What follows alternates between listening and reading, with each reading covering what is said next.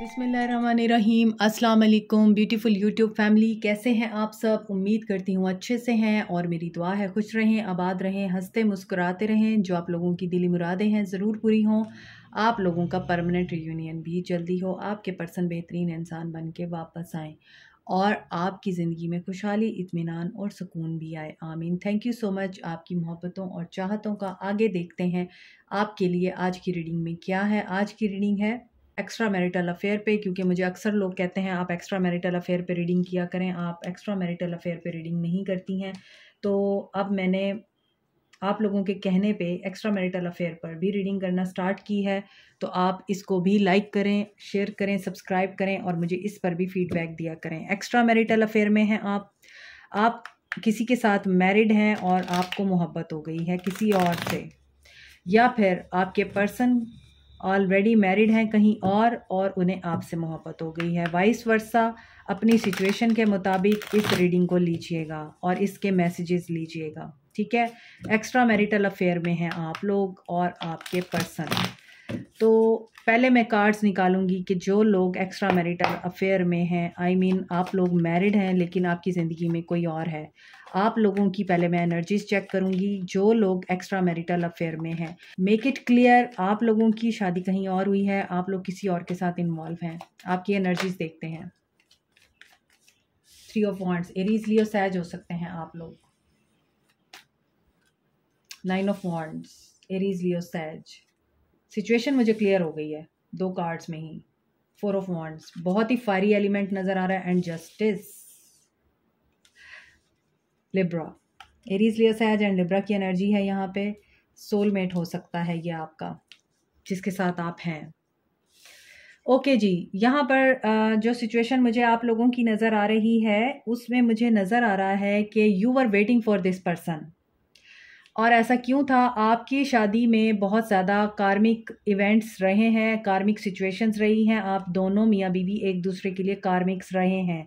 4 of wands with the justice, आपको justice चाहिए था और यहाँ पर मुझे ऐसा लगता है कुछ लोग बहुत ही शिद्दत के साथ, तड़प के साथ विजुअलाइज करते थे, इमेजिन करते थे किसी और पर्सन को कि कोई आएगा और मुझे इस अजाब से बाहर निकालेगा। मेरी शादीशुदा जो ज़िंदगी है, टॉक्सिक शादीशुदा ज़िंदगी है, यहाँ से मुझे जो है वो रिलीफ मिलेगा और कोई ऐसा इंसान आएगा जो मुझे प्यार देगा, केयर देगा, टेंशन देगा और हमारे दरमियान जो है ये जो एक बहुत ही तकलीफ़ दह सिलसिला है वो ख़त्म हो जाएगा।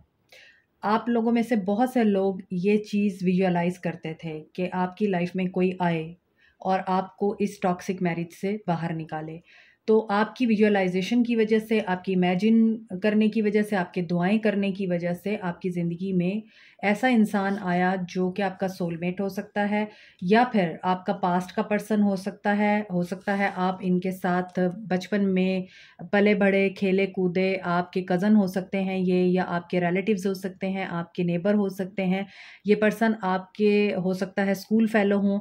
तो ऐसा पर्सन आपकी ज़िंदगी में आया और सडन आपका इसके साथ ताल्लुक़ बन गया। और ऐसा क्यों बना? क्योंकि आप अपनी शादीशुदा ज़िंदगी से बहुत तंग थे। आपकी शादीशुदा ज़िंदगी में बड़े मसाइल थे, मुश्किलें थीं, ऑब्स्टेकल्स थे और आप दोनों में मिसअंडरस्टैंडिंग्स बहुत ज़्यादा थी। आपका आपस में कंपैटिबिलिटी जो थी ना वो बहुत कम थी, मेंटल केमिस्ट्री बहुत कम थी और आपको ऐसा लगता था कि आप इस रिश्ते को अकेले ही चला रहे हैं। यहाँ भी ये लड़की अकेले है और यहाँ भी अकेले है और बीच में शादी का कार्ड है। तो इसका मतलब ये है, ये जो शादी हुई है आपकी, इस शादी में आपको समझौता करना पड़ गया, क्योंकि जब माइंड नहीं मिलते, जहन और दिल नहीं मिलते, सोचें नहीं मिलती, आप लोगों का एक दूसरे के साथ किसी किस्म का भी कनेक्शन नहीं है, डीप स्पिरिचुअल कनेक्शन नहीं है, स्पिरिचुअल कनेक्शन नहीं है, इमोशनल कनेक्शन नहीं है, और अगर फिज़िकल कनेक्शन भी है तो that is your duty only. तो ऐसी सिचुएशन में आपने उस पर्सन को मैनिफेस्ट किया है जिसकी रीडिंग मैं यहाँ पे करूँगी, ठीक है। और उसके बाद आपने देखा कि ये पर्सन आपको जस्टिस देने आया है और आपके ख्वाब पूरे करने आया है। आप जिसका बहुत अरसे से वेट कर रहे थे वो शाहकार आया है और न्यू बिगनिंग आपकी इस तरह से हुई है। तो आपकी एनर्जीज ऐसी हैं, अगर आप किसी और के साथ मैरिड हैं और आप किसी के साथ इन्वॉल्व हैं, ये उसके कार्ड्स मैंने निकाले हैं, ठीक है, आपकी अपनी एनर्जीज चेक करने के लिए। अब हम ये एनर्जीज चेक करेंगे कि आपके पर्सन को आपसे मोहब्बत हो गई और आपके पर्सन ऑलरेडी मैरिड हैं किसी और के साथ, तो उनकी क्या एनर्जीज हैं आपको लेके।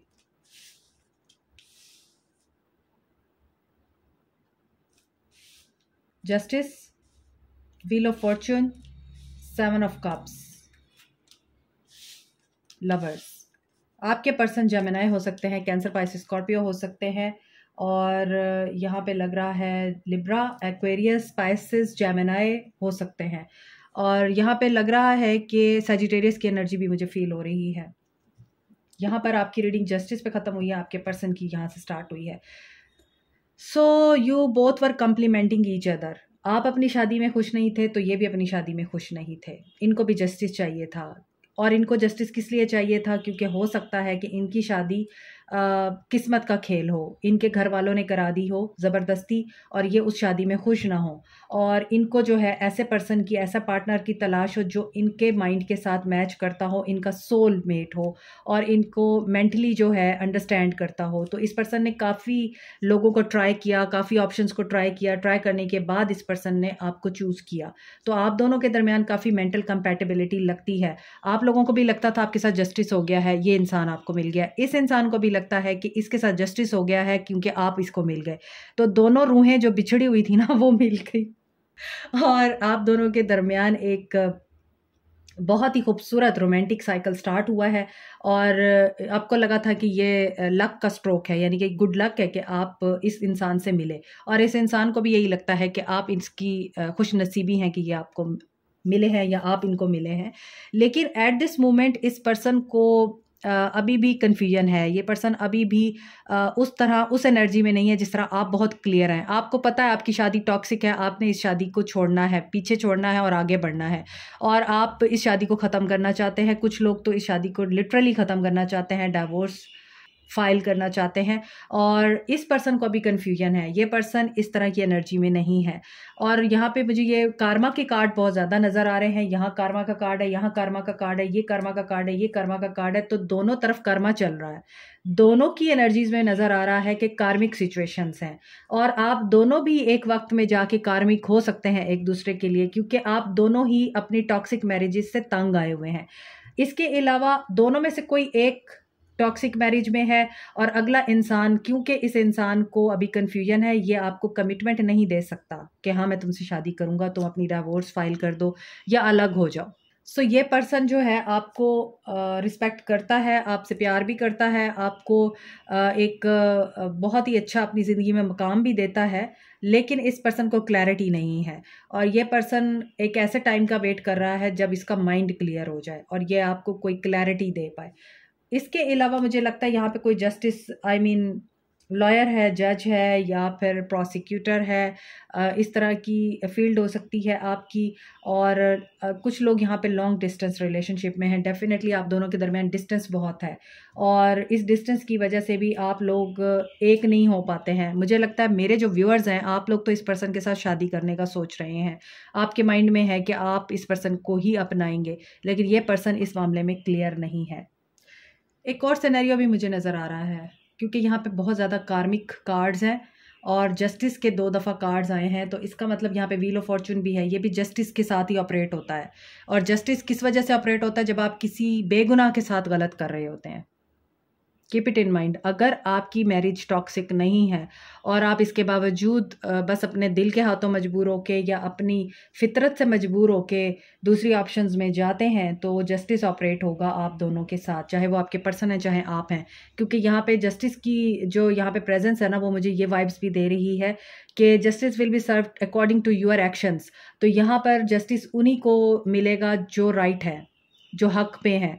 और अगर आपने किसी बेगुनाह का दिल दुखाया है, किसी बेगुनाह के साथ चीटिंग की है, उसको धोखा दिया है किसी अदर पर्सन की खातिर, किसी नामहरम की खातिर, तो फिर जस्टिस आपके साथ वैसे ही इम्प्लीमेंट होगा। डिवाइन आपके साथ वैसा ही अकाउंटेबिलिटी के साथ आपको जज करेगा और आपके साथ उसी तरह का ही रिज़ल्ट आपको मिलेगा। तो यहाँ पर कुछ चीज़ें मुझे ये भी नज़र आ रही हैं। तो अगर आपकी शादी वाकई टॉक्सिक है और आपके पर्सन आपको बिल्कुल भी वैल्यू नहीं देते हैं, तो फिर तो आप इस चीज़ के लिए फ्री हैं कि आप इस शादी को ख़त्म कर सकते हैं। लेकिन अगर ऐसा नहीं है और आपको किसी और से मोहब्बत हो गई है, जबकि आपकी शादी भी बड़ी बेहतरीन रही है, लेकिन यहाँ पे नज़र नहीं आ रहा है मुझे, बहुत सारे लोगों की शादी टॉक्सिक है यहाँ पे, 95% लोग टॉक्सिक मैरिज में हैं यहाँ पर। तो अगर आपकी शादी फॉर एग्ज़ाम्पल बहुत बेहतरीन है और आपसे कोई ख़ता हो गई है, तो आप उसकी माफ़ी मांग लें ताकि आपके साथ कार्मा ऑपरेट ना हो, ठीक है? ये भी सिनेरियो मुझे नज़र आ रहा है। इसी तरह आपके पर्सन की एनर्जी में मुझे लग रहा है कि ये ऑप्शंस को भी ट्राई करते हैं। इनको हर कुछ अरसे के बाद प्यार हो जाता है, मुझे ऐसा लगता है। आप जिस भी पर्सन के साथ इस वक्त एक्स्ट्रा मैरिटल अफेयर में हैं, इस पर्सन की एनर्जी में ये बात भी नज़र आ रही है कि ये पर्सन जहाँ पर भी इसको कोई अट्रैक्ट करता है, ये उसके साथ ट्राई ज़रूर करते हैं, चाहे ये उसके साथ आगे चलें या ना चलें। तो मुझे ऐसा लगता है कि इसको जो क्लैरिटी नहीं है ना सोचो की, वो इसी वजह से भी नहीं है। और सेम सिचुएशन आपके पर्सन की भी है। अगर इन्होंने कोई जुल्म किया है तो फिर इनके साथ वैसा ही जस्टिस होगा, ठीक है? ओके, पहले हम देखते हैं कि एक्शन क्या होना चाहिए। आपके पहले मैं कार्ड्स निकालूंगी, फिर मैं आपके पर्सन के निकालूंगी। Patience and planning is required for you. आपको पेशेंस और प्लानिंग के साथ चलना है। ट्रांसफॉर्मेशन, आप लोग ट्रांसफॉर्मेशन से गुजर रहे हैं भाई, जो मेरे व्यूअर्स हैं, और विक्ट्री और सक्सेस के लिए गुजर रहे हैं। तो ऐसा है कि आपको जो भी एक्शन लेना है प्लानिंग के साथ लीजिए। जजमेंट, अगेन कार्मा का कार्ड है। आप कार्मिकली किसी के साथ यहाँ पर कनेक्टेड हैं। अगर आपकी शादी कार्मिक है, मुझे लगता है जिस पर्सन के साथ आप डील कर रहे हैं अपनी शादी से बाहर, I mean extra marital affair में है जिस बंदे के साथ, वो बंदा भी आपके लिए कार्मिक है। मुझे ऐसी वाइब्स आ रही हैं। तो सोच समझ कर फैसला लीजिए। आप जो भी फैसला लेना चाहते हैं सोच समझ के कीजिए, क्योंकि इससे आपकी पूरी ज़िंदगी अपसेट हो सकती है, अफेक्ट हो सकती है।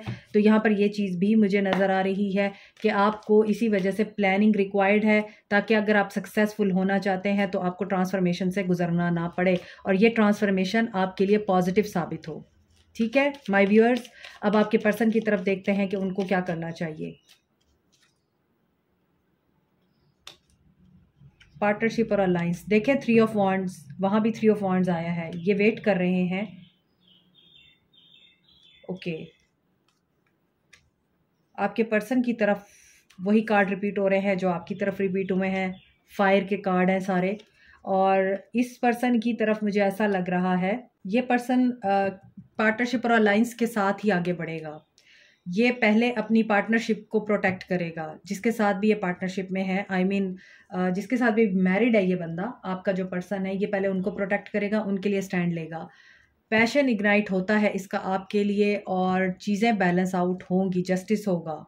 तो there is a strong chance कि कर्मा, जस्टिस एंड ट्रुथ, ये 3 चीज़ें आप लोगों को समझनी है कि आप लोगों को अपनी अकाउंटेबिलिटी हर वक्त करनी चाहिए। अपने एक्शंस की ज़िम्मेदारी आपको लेनी चाहिए और उसके मुताबिक अपनी ज़िंदगी में आगे बढ़ना चाहिए, कदम रखना चाहिए। रोज़ाना आपको दिन की शुरुआत अपनी अकाउंटेबिलिटी से करनी चाहिए, ताकि आपसे कोई ऐसी मिस्टेक ना हो जो कि आगे चल के आपके हंसते बसते घर को या आपकी पूरी हस्ती बसती दुनिया को उजाड़ दे।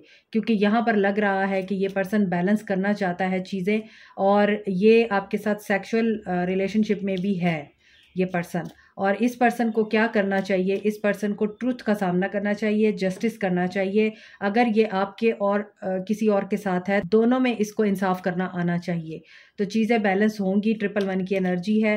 ऐसा लगता है कि ये पर्सन आपको बहुत एडमायर करता है और ये आपके लिए स्टैंड लेगा जब आपकी मैनिफेस्टेशन पूरी होगी, जब आप क्लियर होंगे अपने माइंड में। और यहाँ पे नज़र आ रहा है 111 की एनर्जी है ना, तो न्यू बिगनिंग दिखाई दे रही है। अब ये न्यू बिगनिंग आपको पता होगा कि किस तरफ जा रही है। और यहाँ पर गिल्ट की एनर्जी है। ये मैं आपके लिए कार्ड्स निकाल रही हूँ। आई जस्ट वांट टू सी कि आपके चक्रस क्या कह रहे हैं। इम्पेस, आपके और इस पर्सन के दरमियान इस वक्त ताल्लुक बिल्कुल रुका हुआ है। इस पर्सन ने आपको वाकई क्लैरिटी नहीं दी है। आप इस वक्त इस पर्सन के वापस आने का वेट कर रहे हैं। चीज़ें इसी वजह से रुक गई हैं क्योंकि आपको ये लगता है कि मैंने इसके साथ गलत किया। आपको गिल्ट की एनर्जी हो रही है और आप लोगों के रिश्ते में जो इस वक्त एक पॉज आया हुआ है और इस वक्त कोई भी आमदरफ्त और पेशरफ्त नहीं हो रही है।